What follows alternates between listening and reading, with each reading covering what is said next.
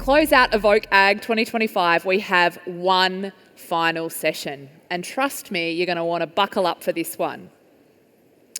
Throughout Evoke Ag, we've heard big ideas, bold visions, and industry-shaping conversations.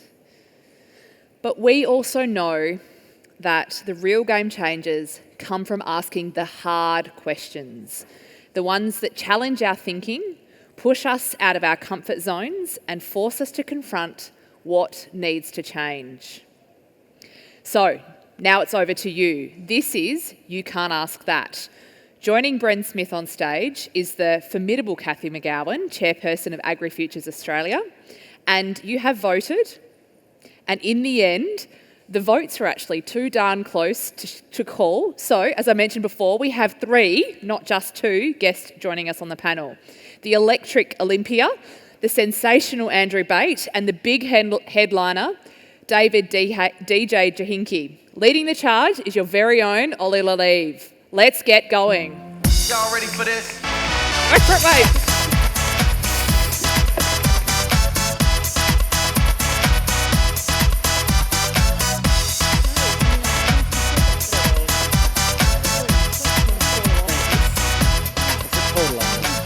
Place to put a big girl. How good is this? Now, I just want to make sure that the microphones are working, so I'm just going to ask for one word from each of you. Cathy, how are you feeling right now? One word. Terribly nervous. Bren? Terrified. Andrew? Just blinded by the lights. Yeah, that's all. Here we go, this will be good. Olympia? I'm so excited. And DJ? Random. You ready? Okay. So basically how this has worked, and when we're thinking about how we wanted to shape up Evoke Ag this year, we obviously knew that our audience is the most important part of it. So over the last couple of days, we've had people roaming the grounds to bring questions together, and I'm laughing because I obviously know them. It's bloody exciting. And so we really want to obviously get through the noise and have some real conversations, and our panel have been incredibly brave in stepping into the space. I think with that, how it's going to work, just for everyone's context, we're going to hear them come through the audio, and we've got a handful of questions to get through. So, with that, let's roll question 1. I see the carbon market as a big pendulum. It started on one side with rivers of green gold that would save agriculture in times of drought, and it's gone all the way to the other end, and no one's got any confidence in it because there's been bad actors running around out there, and farmers have been left holding the can on projects that aren't viable, and as a result, it's caused an immeasurable amount of headaches for the opportunity itself, but the industry as a whole. Should we throw the baby out with the bathwater in the carbon market, or should we commit to a more trustworthy process that is more transparent and puts farmers in more control of their future around carbon? Or should we continue with the status quo and continue to paper over the cracks and hope something changes? Easy one to start with. It's a great question. The carbon market, I feel it's done this pendulum swing, hasn't it? I think, for me, anything where people are promising farmers to become millionaires overnight when it takes 25 years until things are realised, I don't know, the sceptic in me just goes, oh, this is interesting. Do we need to scrap it all together, or can we look at how we can create a more transparent and trustworthy system? And I'm going to throw straight to you, Olympia. Let's get swinging straight out the gate. Okay, so I think about this not in the granular detail of how carbon markets work, but in how innovation has to evolve. And so if we know that the current way of doing this doesn't work, then we have to leverage our understanding of that and the problems of it and put our energy and our investment, whether that's actual cash or time, advocacy or whatever, into the direction that we want it to work. You can't throw babies out with bathwater. That's like the whole point of that statement. And so you have to actually keep the baby and probably just start changing the bathwater or adding new clean water. You can't actually start this again. There's been too much capital put into a lot of investments around managing carbon markets or actually creating carbon sequestration projects. We have to do a better job of informing how that actually should work moving forward, and do our sort of voting and investment with our feet by paying attention to and giving credit to those that are moving us in the direction we want it to go. It is a Ponzi scheme, but it also is an opportunity that we need to develop, and we need to put our energies in getting that right. Yeah, you go. I'm going to throw to you, Bren, because you obviously talked to the Gartner curve. Yeah. I mean, I think it's just a ridiculous system. I mean, at which point are we going to be like, okay, completely didn't work? It's just this obsession. Like, markets fail, are really bad at certain things. They're really good at others.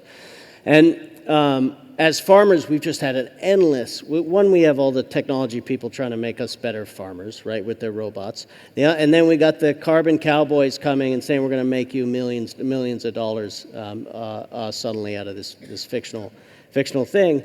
And my take is that it's going to be the world's going to end in like 9 years, the UN says. Like, we don't got much time. The policy's too slow, the science is too slow, and the price is too low when it comes out, right? There's just no way that the incentive, like, it's going to give me the incentive to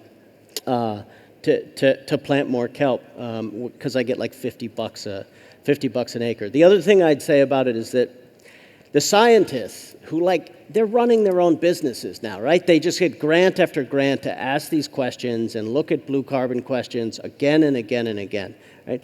And our position is, so like the carbon markets is like, give us more data, give us more data. My position is kelp does good shit. That's like a scientific conclusion, right? And then you guys can all argue about how good that shit is, but I know it does good shit. I plant it. You guys, someone should be paying me for those ecosystem services. Why all you people pollute the planet, right? That's sort of, and this is our farmer, sort of the populist farmer blue carbon take. The best moment ever was in the Kelp Climate Fund. We gave a check for environmental services to these two brothers, and they fought over the check and had a knife fight. And I think that was probably the first violent act around a blue carbon ecosystem services ever in history. Oh, Cathy, I want to throw to you. AgriFutures 12 months ago, you led the carbon conversations. Where are we 12 months on? So I'm with that question. Like, it is so hard. And we get the change in America, what's happening over there, and we get the whole policy, like you're saying, the policy pendulum swings. So I like your analogy about the pirates. Like, in a way, it's ignoring that what's happening up there just for a little bit and going and doing best practice in our sphere of influence. So I've got a farm. I have learned a huge amount about putting carbon into the soil to increase my productivity and my profitability, grow better sheep, grow much better pasture. So I'm going to focus on what I've got control of and do a lot more of that. Because if I start worrying about things I've got no control over, I just get stressed. So I think that question of throw the baby out with the bathwater is quite, well, you could of course do that, but then we lose our baby. So I think the answer lies with all of us to take the knowledge we've got for the moment. Things will sort themselves out with markets. Things will sort themselves out in the international sphere, because climate change is not going away. Like, it's a fact. It's not a matter of belief. So the more you can take this period of instability to set yourself up. So the answer to the carbon conversation is we're caught like everybody else. We're waiting for government, we're waiting for everybody else, we're waiting for the world to change. But I think we've just got to plough ahead and do best practice of what we've got control over. And if we're like the pirates, we'll come up with better systems just working on our own farms. Our favorite cheer is, we do it at the bar, is down with the governor, confusion to the colonies. And in that confusion, there's a lot of possibility. Yeah. Right? Yeah. Andrew, your take? Yeah, I mean, Olympia mentioned Ponzi schemes before. I mean, you know, a lot of farmers out there think the people running these things are wankers. And, you know, I mean, but, you know, most farmers are in a cost price squeeze. They're absolutely trying to do the best they can. They're trying to do the best thing they can on their farms. And you know, you mentioned it well before, you know, we're all trying to lift our productivity. We're all trying to make our soils as healthy as we can. We're doing the right things. And how we should be measuring it, am I a better farmer? Am I getting a better yield? Am I doing good things for my soil? If I am, I think you're winning. And, you know, the carbon industry's got a lot to catch up on, I think, on the way they've, you know, operated and some of the reputational things out there. We don't mind getting money from a wanker. This is the thing, right? Like, if I'm going to plant the trees anyway because it increases my productivity, and right now there's a Ponzi scheme from a wanker that gets me some cash, that's not a bad thing. The reality is, though, like, fine, but what I think we're all worried about is the fact that because it's a wanker, there's all this sort of volatility around that. And so will the money last? And usually, if you're getting money from a wanker, you're the one that gets left holding the bag, right? And we all know that. And so I think that's the bit that we've got to actually, like, fine. If Qantas wants to pay me to plant a tree so that they can pretend that flying aeroplanes and not putting in a train system is going to make the world a better place, then fine. But we know that that's not actually what works in the future, and so it's actually our actions and our interactions to change how this evolves that is more important than whether or not I get money today from a scheme that we all don't think isn't going to last. Kind of like Branson. I mean, he went. I'm going to cut you off there. Only carbon emissions. I mean, Andrew, I am running a tight ship here. DJ, I'm going to come to you later for another question, but let's roll to question 2. On social media, you often see posts from country people that are fairly derogatory towards people who live in cities. I was wondering if you think that those derogatory comments possibly cause a roadblock between city-country relationships, especially remembering that people in the city are generally the consumers of the food that is produced in the country. TJ, I'm going to throw to you first on that one. Going a couple of ways. Obviously, city people are consumers, but also city people, if we're wankers, are also working in agriculture as well. So, on that, they're two very different worlds. Are we putting roadblocks up? Last time I checked, if you call someone a wanker, they're generally not going to warm to that. I'd rather be called a mate or a friend or something else than, opening up with that or any other 4-letter word. But the part of the conversation is, first of all, we are a trusted industry, and it's something that we probably have to get over ourselves just a little bit. There is no other replacement for us. We are huge stewards of the land, and one of the greatest things that I do struggle with when we have this conversation is how do you be authentic when you're trying to keep people interested for 3 seconds?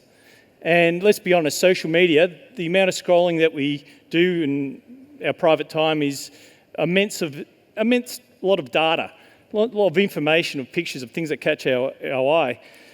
So for ag, it's a really simple thing. Just be authentic and tell your story through a picture, through showing what you do. If you're synthetic in your views, if you're synthetic in the way you present yourself, we'll get called out. We have huge issues in agriculture that we need to own as well. So we need to engage in the discussion around animal welfare and our production systems. There's no shiny video or byline that'll get us out of those conversations. And we have to be in the position to say, why do we need to run our farming systems the way we do in our environment? We should be proud. So my message in social media is be authentic, tell the truth, have a bit of fun with it, absolutely. But if you're starting to push the boundaries, like the last conversation we just had around what reality is and what we should and shouldn't be doing, that's going to be even more detrimental for us because with Google and anything else you can find out about the industry, our biggest issue is calling ourselves out when something's going wrong, is owning the issue and making sure that we are presenting truthfully what we do and how we do it. And so I think focusing in on the conversation, it's around that, I guess, the response that the ag industry has is actually defensive, going, shit, we're being attacked. How do we overcome that? Bren, do you have views on that? Yeah, I mean, I remember when the fish disappeared in Newfoundland, there was a woman from New York that came, and she said, we're going to give you all jobs, we're going to take over the fish plant, we're going to give you a future. A big meeting, and asked what we're going to be making. And she said, seatbelts for pets. Oh, what did you say? Seatbelts for pets. Huh? And that's a story that we all still pass around. And in that story, and this is why the sort of soul-filling work is so important. I don't think city folks or, elites, however you cut it, right? In the US, it might be cut very differently, is that the only way we're going to address climate change is if we make sure there's a cultural identity piece, that there's a transition so that we can tap into that blue-collar innovation of when the fish disappear and not lose those fishermen. Because if you don't, if you leave us behind, you're never going to get the policy you need. And we're going to say, fuck it, burn it down. You've been lying to us since the 1980s with globalization, the concentration of big companies. You've hollowed out industry and replaced it with opioids. I mean, this is the temperament now in the U.S., right? I mean, it just might be out of tune here, but you just got to remember that we've been lied to, right? And lied to for like 30 years, and globalization has not worked for us. Now, I believe in global supply chains. I'm a commercial fisherman. My fish was going all over the world. But folks are bringing us like false hope and solutions from above for too long, and that trust, it's going to take a while to build. And as part of that, Ollie, no one's coming to save us. Anyone who says they're just or whatever they are, that's actually degrading and taking value out of who we are and what we do. We're responsible for it. So if you're passionate about the industry and put a positive message about the industry, my question is to you, what have you done about it? Because we're all responsible. Whoever's in this room today is responsible for the future image of our industry. And if you want to take it serious, awesome, be serious. If you want to act like we're not important, Please go away. yeah, exactly. We want people who are proud of the industry and want to stand up and actually be heard. So the message for me is, in exactly like that conversation, is stand up and be proud, be counted, and call out the bullshit. Yeah. So coming back, and DJ, absolutely valid points, that piece of us owning it as well. So there are country people and social media in general, but country people are derogatory. Cathy, how do we get forward from that? What are we going to do as a collective? So I love this question because it's about you can't ask that. Because we so rarely talk about how we use the tools that this country's got for our benefit in a really serious way. And social media is such a gift. And I'm just going to talk a little bit about politics and about getting elected. We use social media in our community to talk to our community about what we were doing. But one of the things we had to do was engage with the city. We were fundraising, so I'll just leave that aside for a sec. And what we did was we did a map of our family circles of influence, and all of us had family in the city.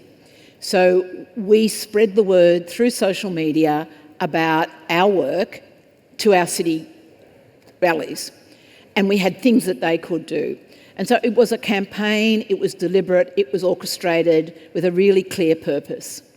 And I think we don't ask ourselves, how are we as an industry, and FF, let me dob you right in, and the Victorian Farmers Federation, using our media capacity, social media, to actually project, and I mean us, I'm a member of those organisations, how do we strategically use our voice in our circle of influence, which is our families and our friends in the city. And I think we let ourselves down, because I think we pretend it's somebody else's job. I think we think it's Landline's job. They don't watch Landline. So I think we could all do, I'm not so much saying it's our job to do it, I think we should have paid people working with us collectively on our engagement with not only the city, but it's other parts of the country, like it's rural and regional Australia, it's different ethnic groups, it's the whole lot. And I just want to put the mining industry here. The mining industry does a superb job with their PR. And I reckon we could learn a huge amount from them about how we could do it much better. So I think that's a particularly good question, and I don't think we talk about it nearly enough, and we just hand pass it to somebody else. Thank you very much for all of your insights. I'm loving this. Let's see what question 3 has. When it comes to commercialisation of research, Australia's in a really bad place. We're the lowest OECD nation for commercialisation. So what's all the things that the government's been trying over the last 20 years haven't worked. We're still seeing enormous amounts of money going into the university sector and delivering very little value back to growers. So yeah, that's what we've seen happening over the last 20 years, and a lot of these other things haven't really worked. So my question is, should we actually look at completely changing the way R&D is done in Australia, and actually any applied research be pushed into the private sector? Cathy, hold your horses. Andrew, I'm going to come to you first. Is it time to rethink our approach to R&D? Look, I think let's be clear about this. Our university sector is a massive money-making machine. I think back in 23, our university sector was about a $48 billion export industry. just let that sink in for a minute. That's the 4th biggest export in this country. That's the biggest export we have that's not dug out of the ground. This is a massive industry. Now, I think we've got to think really hard about how were we aligned with this? Are we seeing the outcomes? Are we being used as a pawn for research funding? Because, you know, university numbers, export numbers, bringing in international students is all based on ratings and publications. The better the ratings, the better the publications, the more international students, the more cash feeds into that money machine.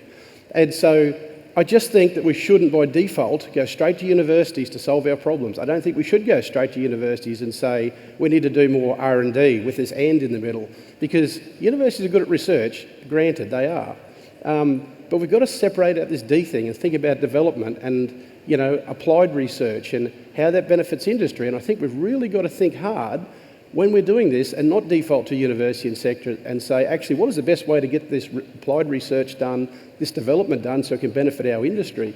Because if we're not asking those questions, if we just go back to the default, I think we're just feeding a cash machine. And I don't think we're getting the outcomes that we need in agriculture and industry in general. That's my thoughts on it. Olympia? We're the lowest because we don't back ourselves and research feels safe. So if you give it to the CSIRO, you feel that there's going to be empirical evidence and excellent scientists and they're going to do excellent work, and that will validate and somehow de-risk the development part.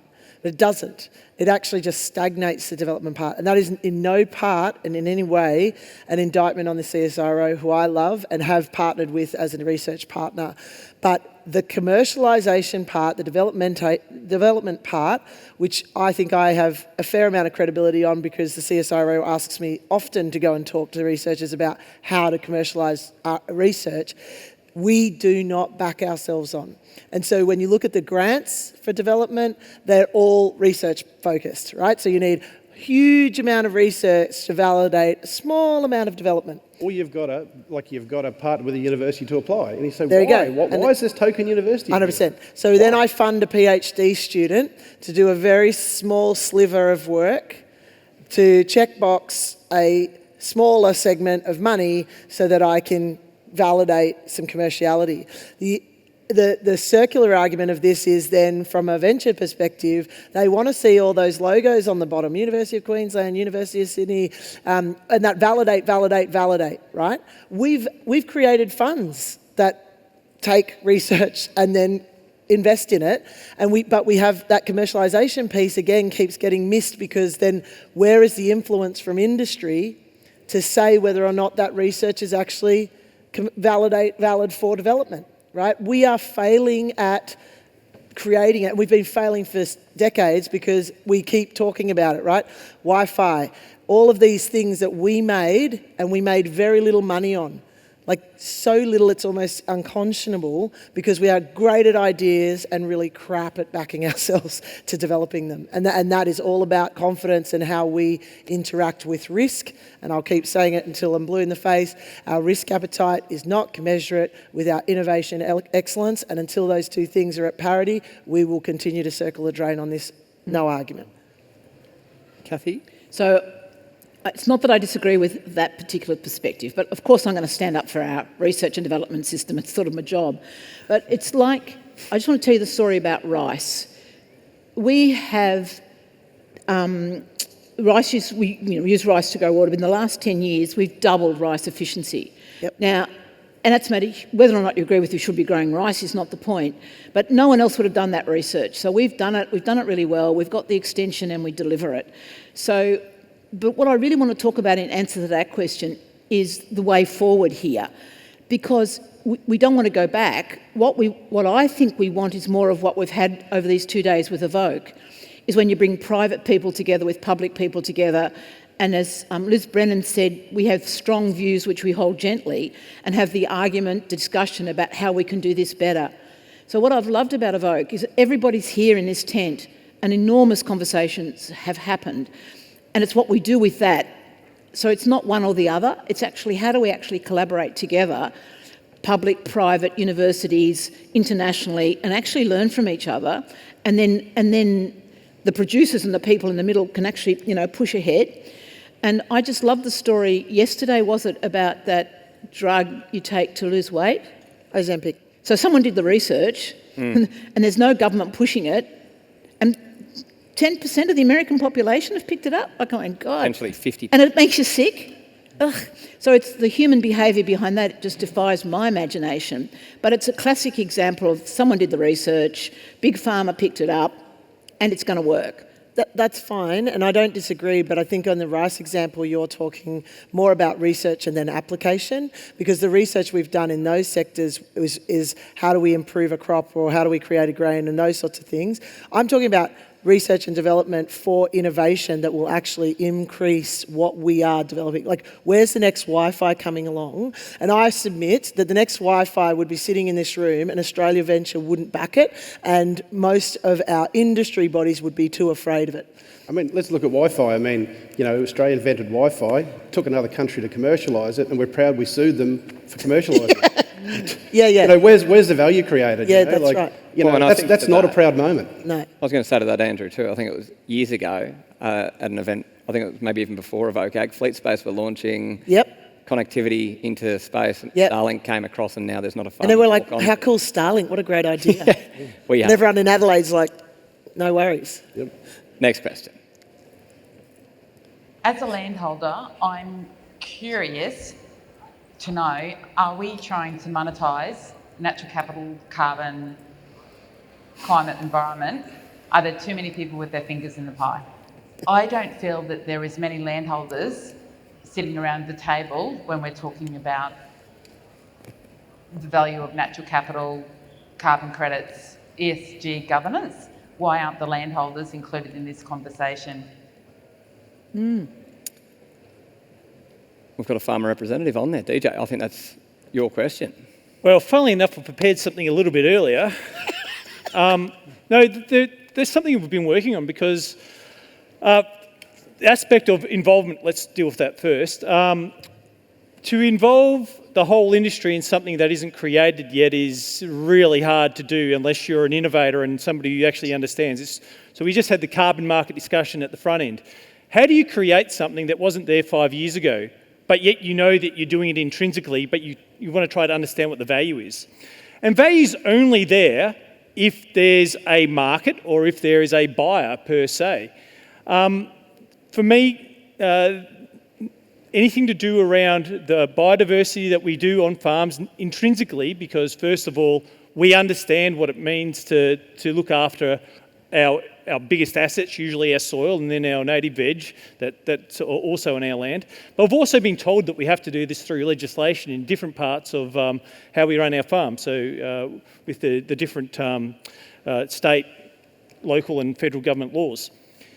To me, the real issue is who starts the payment ball? How do we actually get that price discovery of what is that unit? How do we measure that unit? And then who decides what that first value is? And because this has been created out of a legislative process, I believe government has a really square and pointed bit about trying to be the mechanism that describes and also is the price discovery unit. Because what we don't want to have is a discrepancy in standards and also a discrepancy on how these contracts might be a liability onto a farm or the person who owns the land into the future, which is also my concern around carbon. So ultimately, there has been engagement with a lot of farming community, but it's usually been the ones who are at the bleeding edge. The general farming community hasn't been engaged yet because there is nothing to really talk about other than concepts. And I do encourage people to get on the website, check it out, and have a look at what that means. And personally, if you are passionate about trying to extract value out of what you're intrinsically doing, keep doing what you're doing until the market catches up. This isn't a sign to say don't be involved. This isn't a sign to say don't keep wanting to improve. It's a sign to say the market will catch up, be prepared when it happens, and ensure you understand what you're jumping into. Until those bump lanes are created or the guidelines are created, it will be unfortunately an area that will burn people. So take a deep breath, it will come, and be smart in how you do it. Bren, I'm going to come to you because you come at it from a global perspective. Carbon credits, ESG, governance, it is shaping the future. But what are you seeing from a US perspective and where you sit? Yeah. I mean, you know, the blue carbon thing in the US got crazy. Crypto came in, and you know, it started out that we thought of it as, you know, ecosystem services. It started with nitrogen trading, building reefs, and it just had this sort of good natural flow. And there was some experimental programs from sewage treatment plants. But then again, like when the speculators took over, it completely changed the goals and the dynamics, and it wasn't from the bottom up. And bottom up doesn't need to be small, right? You do bottom up, you experiment, then you quickly connect all the bottom ups, right? In order to create a network. But you know, the Kelp Climate Fund, when we decided, okay, blue carbon, we just want to stop talking about it. We want to do what its goals are, which is pay farmers to get kelp in the water for their, you know, the positive externalities of their work, and then create a data set for traceability to bring rigor to that, right? And my position is I would love to I hate raising money for the Kelp Climate Fund. It was hard at $1.7 million. I mean, Jesus, that's impossible. I'd love to shut it down, but we can't wait, right? So just as you're saying, build the system, move forward. We believe in it as an idea, so we're going to act on it. And then hopefully institutions catch up. I really worry they're not going to, and they're wasting millions and millions of dollars doing it. But I mean, you know, I'm a bit skeptical, you know, being a hick. But I hope I'm wrong. But in the meantime, we're getting more kelp in the water, and essentially we're doing blue carbon without talking about it. So the bit I want to add, the question asks us about land owners. So I actually think it needs to be communities, because communities have access to land, and you want all the stakeholders involved, not just the farmers. You want everybody. So that sense of, you know, nationally, you know, legislation at the top to set the framework. And then this whole discussion had at a regional and local level. And my colleague Andrew Campbell went to a breakfast this morning, and he came back and I said, how was it? And he said, oh, it's really frustrating because all the accountants want to accumulate everything, and that doesn't help you solve a distinction problem in one valley. It's got nothing to do with aggregation. So that's really, it's a much more sophisticated problem than the aggregation of it. So we've got to involve communities to do their own work and have, as you say, JD, a national framework that people can work to. How do we ensure that we don't fall in like an EU subsidy type model where, you know, policies set by the EU, farmers try and comply to that, and, you know, how do we stop that happening here? As you said, different valleys, different soils, different climates, different things they need. Like, if this is, you know, driven by government in the early stage, I get the point, like having standards and frameworks in place, but how do you handle that? As far as not creating a rod for our own back into the future? Well, you know, I'm from government here to save you. You know, like, how do you know, like EU has issues with their subsidies, how they're set up and the things they're incentivised to do to get the EU subsidies. You know, as farmers, we don't want to live like that. We don't want subsidies. I get that, but you know, what have we got to learn from how they do EU subsidies and how these frameworks are set up? Well, subsidies are obviously the drug that you take when you can't stand on your own 2 feet. And the real issue for Australian ag is, well, two sides of it. We're doing it anyway, but yet we don't want to create a liability on our books. And that's more so the case. Like, I don't believe getting paid for an opportunity, either carbon or biodiversity, is a bad thing.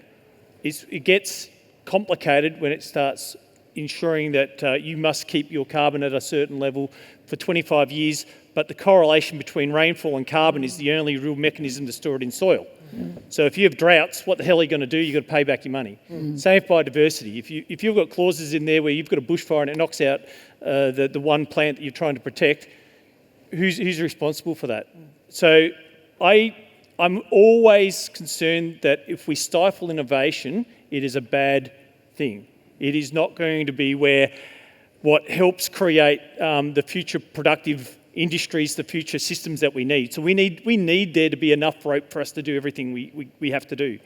However, if there's a segment there that isn't linked to production, hence why we're not talking about Netherlands taking out 10% of production, getting the wind up, that's a different conversation when you're creating biodiversity to protecting biodiversity, and we should never lose sight of the two. Thank you. Next question. So I look around now and I see an agtech environment that's often characterised by bureaucracy, red tape, politicisation and damaging egos, duplicative processes and projects, and all of this diminishes our impact and our ability to get results. My question is, how do we move beyond that and encourage genuine, meaningful collaboration across government, industry, academia and the private sector to really solve the challenges we're faced with and actually change the world? Big question. This is going to be our last one as well. I mean, I just have I don't think we can. Oh, really? At which point are we going to say, this just isn't working? I don't even understand collaborate. Collaborate with who? I tried to collaborate with everybody for 20 years. It didn't work, right? So Like the uni thing, right? They want you to collaborate with unis to do all this stuff.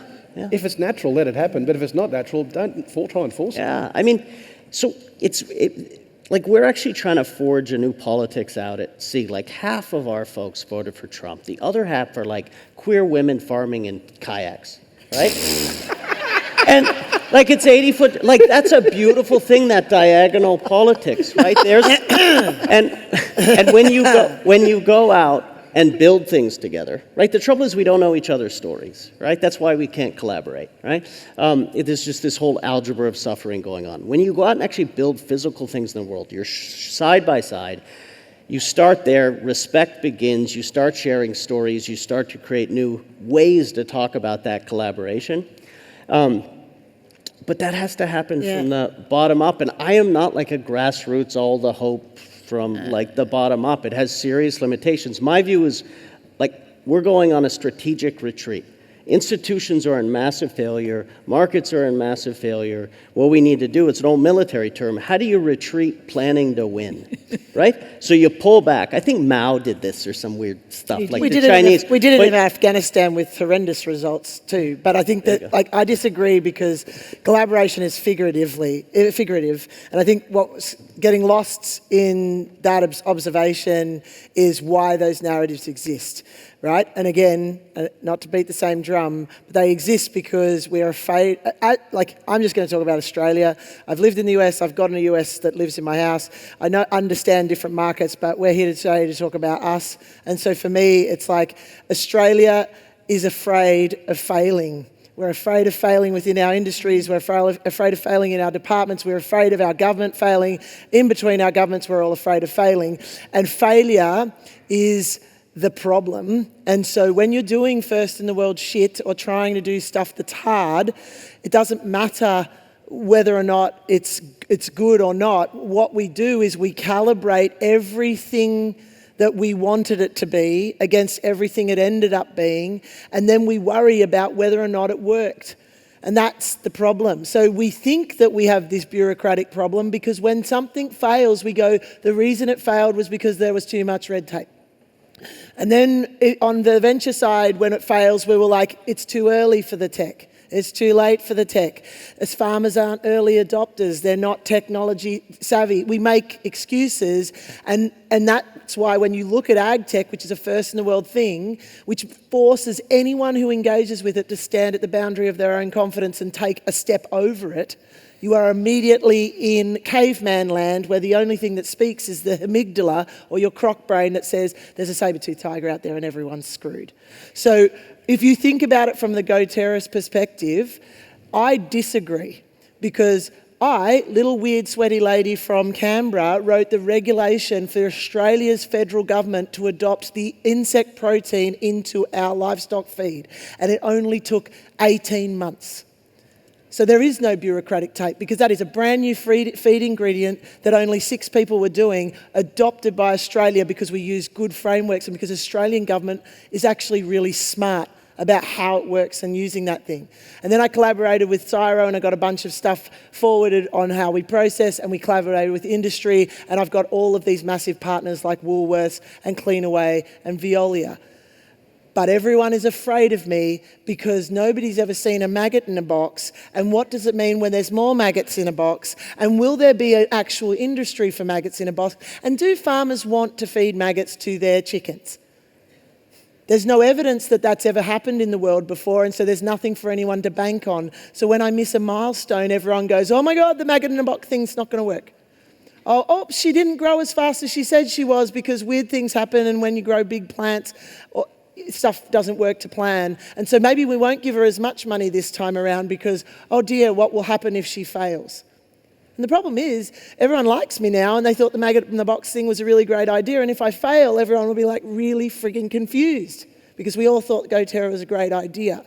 But in the microcosm of everyone that's interacting with our innovations, everyone's terrified it won't, and nobody wants to hold the baby when it's dead.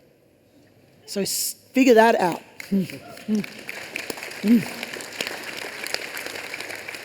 I'm going to finish the way that we started. We can go with one sentence this time. I'm going to start with you, Cathy. One sentence. How are you feeling after that? You survived.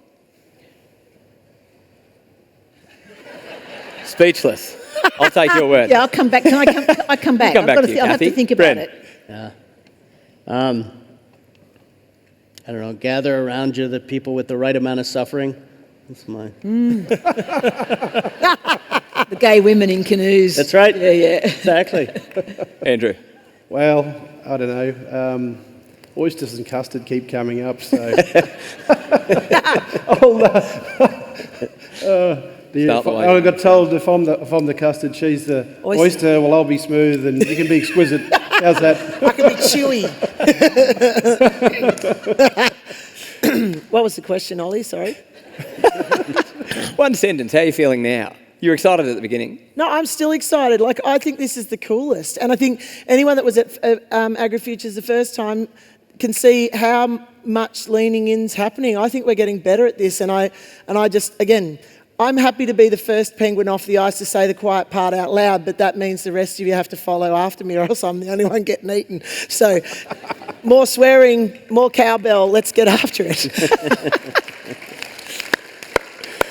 And DJ. Always a hard act to follow. But the ultimate thing is you've got to be proud. So be proud of the industry. There's no one coming to save us, so it's up to us to take that on charge. But ultimately, I think our biggest fear is failure, and we've got a innovation alley out there. I think it would be great to also have a learning alley where things didn't quite go right. What have we learnt? Yeah. You know, we should embrace the fact that people have had a fair crack if they're genuine about trying to solve a problem. And I think that's one of the greatest things about our society. We're very conservative.